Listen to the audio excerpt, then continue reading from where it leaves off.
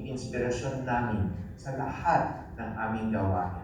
Tandaan lang po, kasama ninyo kami sa BMW, ang inyong tahanan ng OFW sa pamahalaan. Sa inyong adhika ay maitaguyod ang inyong mga pamilya tungo sa magandang kinabukasan ng bagong Pilipinas na mapayapa at masaya. Mabuhay po kayong lahat, aming mga mahal na bagong bayani, kaagapay sa bagong Pilipinas.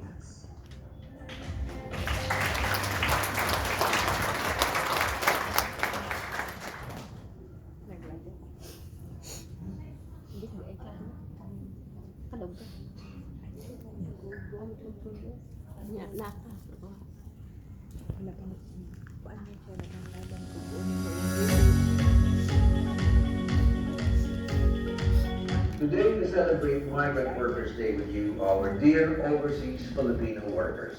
Your strength, integrity, and unshakable determined spirit, achieving dream after dream, humbles us all. Simula noong 2018, nang ako ay nabigyan ng pagkakataon na maglingkod sa OWA, manghang-mangha po ako sa mga kwento ng inyong tagumpay. The day you pursued your dreams outside our country was the day you conquered your fears, spread your wings, and began writing your success story. At sa inyong pagbabalik, gaano man kahaba o kaikli ang inyong pagkakawalay sa bayan, dala ninyo ang paghanga ng OWA sa inyong mga nakamit. We are deeply inspired by your courage, efficiently functioning in workplaces despite adversities. Ang maging matatag sa kabila ng pagkakawalay sa inyong mga pamilya, ang maging sandalan ng bansa habang kayo ay nasa ibayong dagat. Dahil dito, lalo naming pagbubutihin at pagpapaabot sa inyo ng serbisyong may tunay na pagkalinga at katapatan. Ang serbisyong may tatak, OWA. We are honored to be of service to you, our overseas workers. Maraming salamat sa inyong dedikasyon at mahalagang ambag upang umunlad ang aming bansa. Ang inyong tagumpay ay aming rin tagumpay. Maligayang araw ng manggagawang migrante at mabuhay ang bagong Pilipinas.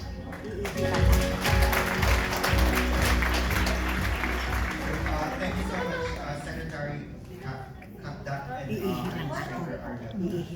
So, before we...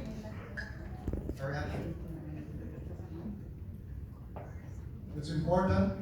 You've seen Hans Leo Kapdak. He is the worthiest and the only successor to the great Susan Oka. When the COVID pandemic hit us and we had to repatriate 500,000 Filipinos, the most frequent thing you could hear in my office was, San Sileo!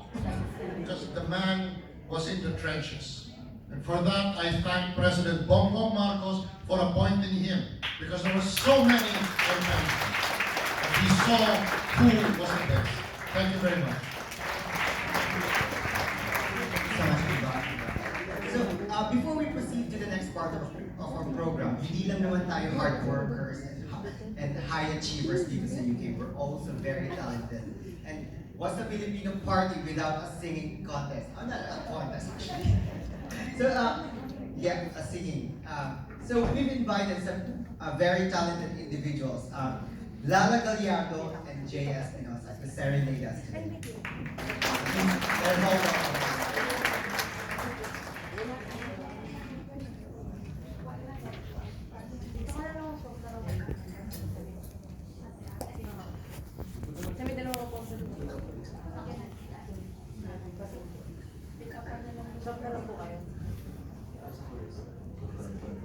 Ano yung baso mo? Wala.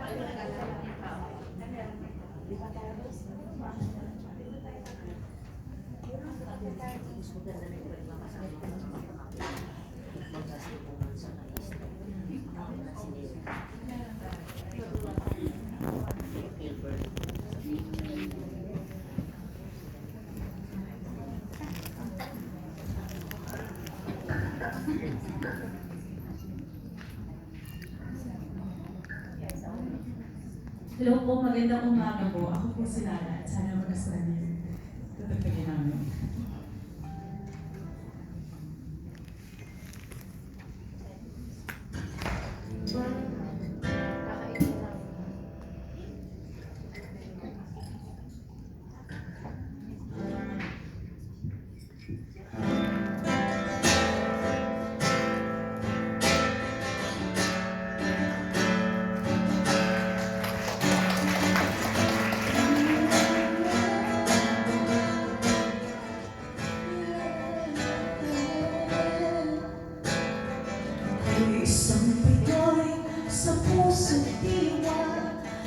ang naisinilang sa ating bansa.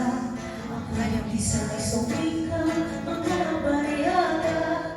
Ako'y Pinoy na mayroong sariling wika.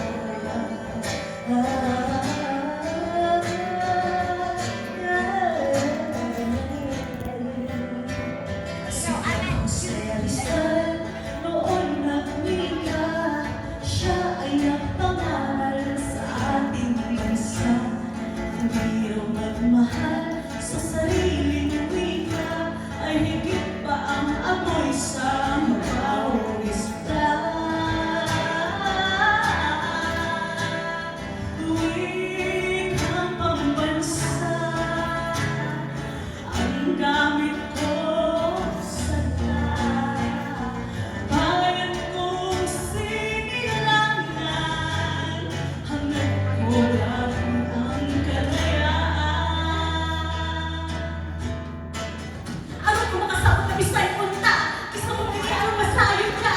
Ano ang Tagalog mo ako sumalita? Sumasamahin mo isahin ang mga kanagap. Araw ka, ibang laban mo, ibang malaki. Di ka dapat mahiya, nakayungin. Di pa sisilang langit Pilipino. Ipakita ang umaan ng puso. Isang asaling punta. Kung panagon ka naman, kahit kailan, kahit saan. Di aatras na laban. Ito ay tugong palaban. Sa isang usapan sa kumya.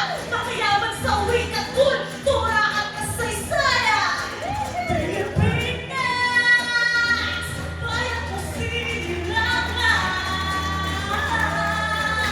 Kalayaan, dami kong pangalan. Pinoy ako, sa isip ko, puso ko diwa. Sa puso diwa, ako ay Pinoy.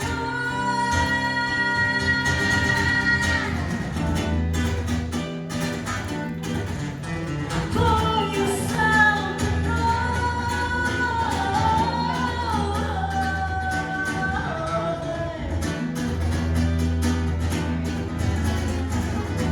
Pinoy ako, sa isip ko, puso ko diwa.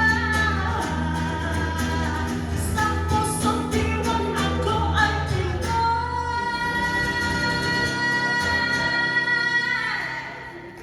So,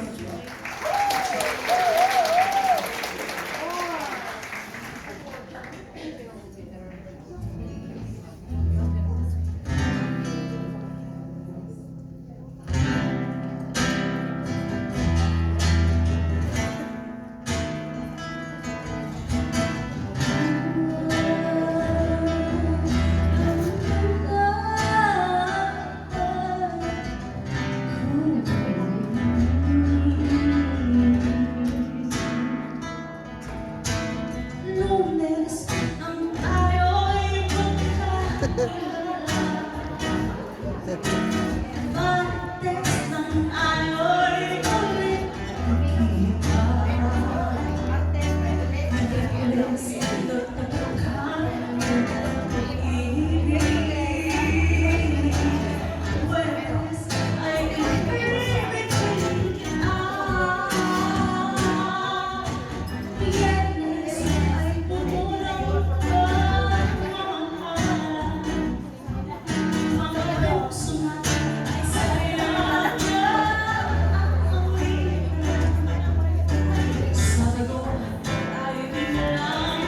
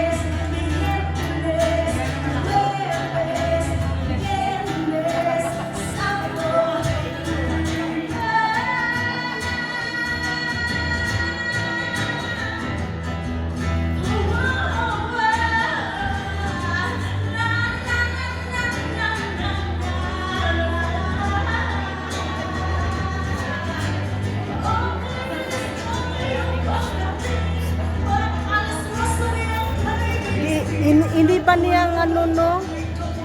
Ilahi niyang i-revise niya.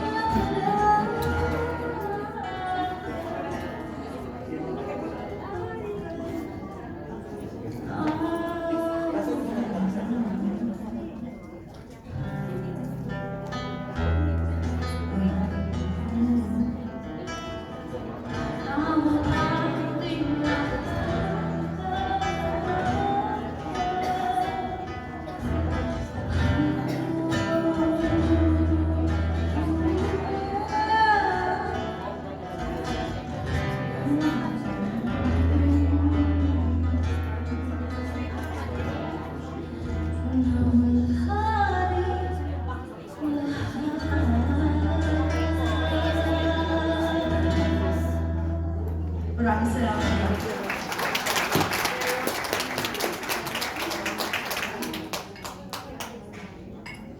Bago po namin simulan ang last song namin, I would like to give a message to our fellow Filipinos. To all Filipino migrant workers, your dedication and hard work inspires daily. Thank you for your sacrifices and contributions. Your strength and resilience make the world a better place. Mabuhay po kayo and maraming salamat sa pagkakas. Thank you, Andre. And thank you, Michelle. This is our last song.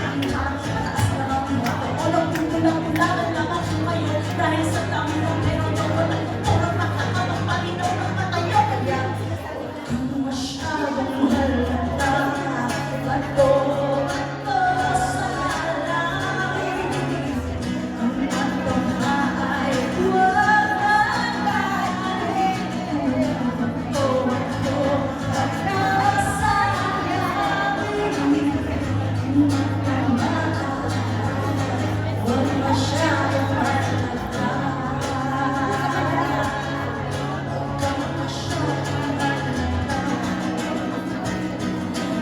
Guwapa.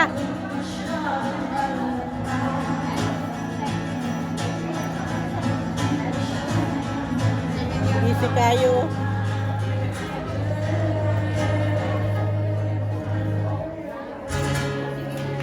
Maraming salamat po. Thank you so much. Thank you so much, Lala. For the information of everyone, Lala is a healthcare worker. So, Talent ko. she's a professional singer. Saan ka nila mapapanood, Lala? It's your time to plug your shows. Sa PFC Barrio Fiesta po sa 21st of July and 16 of August sa Dilaw Concert. Sila silang Maraming salamat po. Tsaka every Saturday sa Dilaw Concert. So, See you at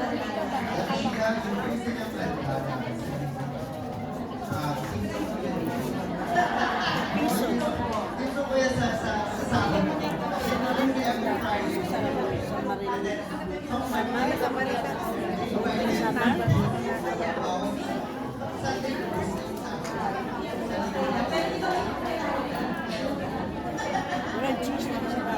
Anyway, thank you again, Lala.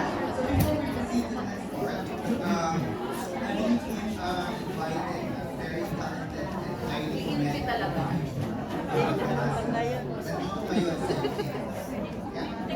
That's right. So, our speaker this morning is a graduate of Bachelor of Science in Nursing from Olongapo City College. He gained experience in acute hospital and community settings in the Philippines before moving to China to pursue a career in research and academia. He finished his PhD degree in comparative education from the Beijing Normal University. He worked as a research fellow at the International Network on Gender, Social Justice and Praxis at the University of Newcastle, Australia. He was also a lecturer at Beijing University of Technology and a teaching fellow at a PhD program at Beijing Normal University.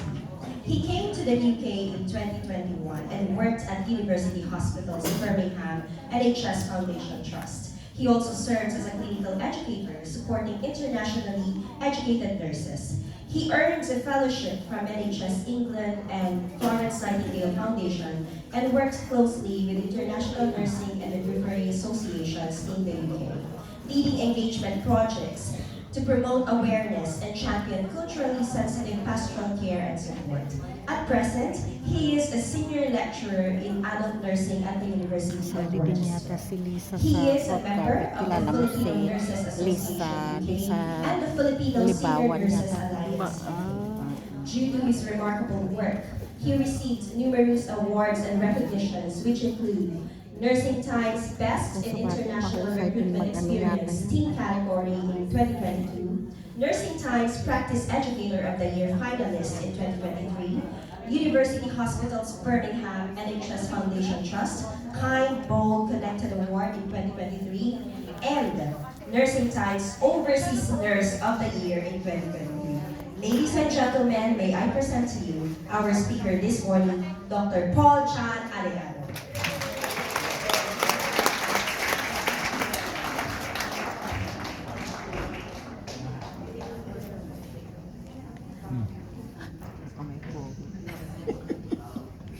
Thank you sa introduction. Maraming salamat. Good morning, everyone. Good morning. Again, my name is Paul Chan. I'm such a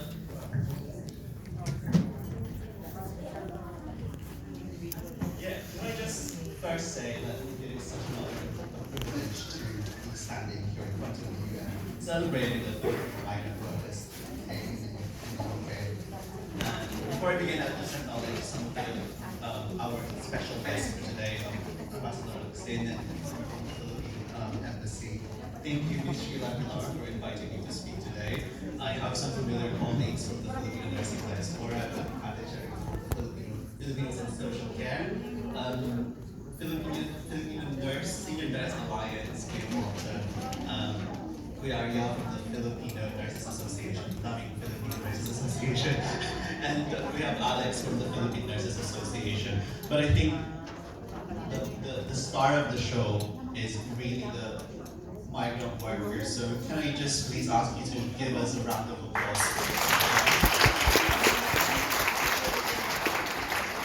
So hindi ko yata nabanggit, pero I was told na ang theme ng OWA is actually sa OWA, migranteng manggagawang Pinoy, tayo ang ina. So I just really want you to feel that. And can I have one more request? Just look to your neighbor and just say, you are doing a great job. Wow.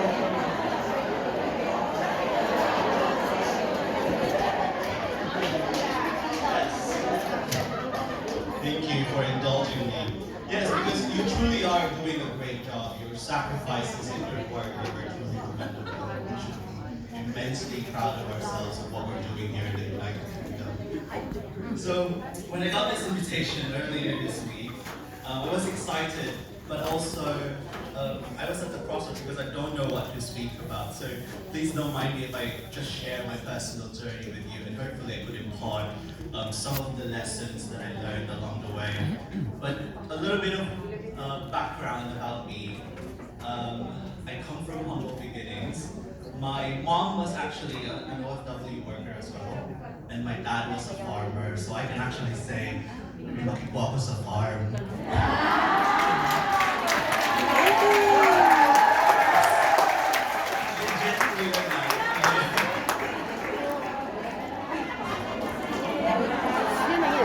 Doktor. Wah, wah. You know what? Kidding Bak- aside, bak- our life was really simple. Professor but my rin parents yan. really Yan, worked doktor. hard to send me to school. And even when I wanted to study abroad, I started in China to begin with actually. Because I registered as a nurse in 2010. And during that time, it was really difficult to get a job. You have to be a volunteer first, and you know, I had my fair share. I did volunteering, but it wasn't sustainable, so I told my parents I want to explore something outside, and they supported me. So I packed my bags, I flew to Beijing in China without knowing the language and without knowing anybody there, and I just really hoped for the best. I hope something worked. And the transition was really difficult because obviously I don't know anybody there. But I think what got me through those difficult times were actually my Filipino values of perseverance and resilience. Because perseverance and resilience are our traits, the Filipino traits, I'd say, that are innate to us. And eventually things got better, and I was able to adapt to the culture and the language, and I was able to approve myself there, and it started to just, you know, opportunities started to open up for me. I was able to study and work at the same time. And in 2020, I got my PhD, and I thought I was at the peak of my career. Yet, despite all those challenges, something was missing. I felt I really needed to practice nursing because, you know, I love nursing, I love caring for people. And I wanted to integrate what I studied in China, which is in education, so I thought, at the very least, I want to go somewhere where I could practice nursing education. So, from, you know, that peak of my career, the decision to come to the UK was really difficult because I had to abandon everything. I was at the peak of my career, I have a good job, but I wanted to do something more, I wanted to do something different. So, you know, it took me some time to really decide if I'm going to go to the UK or not. And, you know, while I was on the process of just, you know, continuous back and forth, I was reminded by one of the lessons that my grandpa taught us in family. And he said that the greatest regret you will ever have in your life are not from the things that you did, but from the things that you did not do. That was really such powerful. Do you want me to repeat that again? Yes, so the greatest regret you will ever have in your life Yeah. are not from the things that you did, but from the things that you did not do. Yan, magre-regret ka pa. Yes. Dahil, yeah, I get it. But Dahil yes, hindi mo that ginawa. was such a powerful, I think, message from my grandpa, who, by the way, already left us and is already now in heaven and is probably listening to me sharing the same lesson with you all. But that really kind of pushed me to seize opportunities and also just take action even when it felt uncomfortable and it felt uncertain. And you know, fast forward 2.5 years, I made that decision and I'm now doing a job that I'm most passionate about. Can you imagine if I actually did not go and just lived in the what ifs of just thinking like, you know, what would be my life, what was in store for me? I would have not known that if I did not come here in the UK. So, based on that story, the first thing I would like to highlight is to not fear starting over. Starting over can indeed be overwhelming, especially when you feel like it's a step back that soon becomes a step back. However, it's also important to remember that starting over also brings opportunities for growth, for learning, and in my case actually redirection, because I'm now redirected to something bigger. Who would have thought that I would find a bigger platform when I'm speaking in front of you? In my community in Birmingham, I play a vital role in helping internationally educated persons like myself. And let me tell you another story. Miss Sheila told me about all of these awards, but actually, I feel like I did not do anything extraordinary. I supported internationally educated nurses for their career progression and to pass their examinations. But in my head, actually, I'm just doing my job. I'm doing the right thing. I am very vocal about the things that matter to me and matter to my community.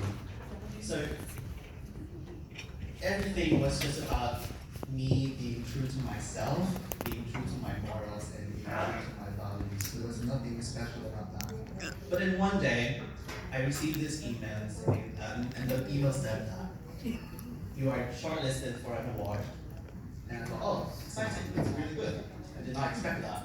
And then as I read through that email, the email says that the reason why I was nominated, and the person who submitted that nomination said that the things that you do and your presence alone inspired me to progress in my career and inspire others as well.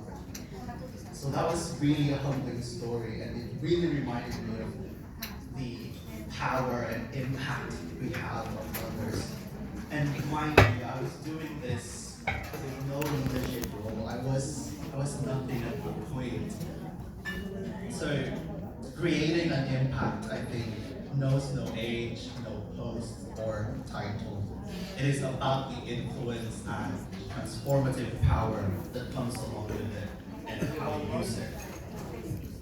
You may not be rewarded for it, but it will change who you are and the people around you. So when I left the Philippines, all I ever wanted was to establish my career. Now looking back, I realized just how far I've come. My mindset has evolved, shaped by the diverse cultures and experiences.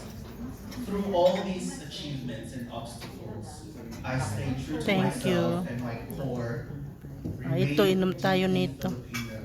Grounded in the values and the lessons that I learned from my parents and from my community. So as I come to a close, Gusto ninyo? I encourage you to reflect on your own journey. Remember to acknowledge the influences that have shaped who you are, who you have become, and who are you becoming. Hopefully, you cling on to that and embrace your roots and the experiences that define you. were Dan, there ang what baso mo. will build your strength Oh, sige. and resilience. So you don't have to change who you are to succeed. You can be a champion, a bida, by just being your true self in a proud Filipino. Maraming salamat po.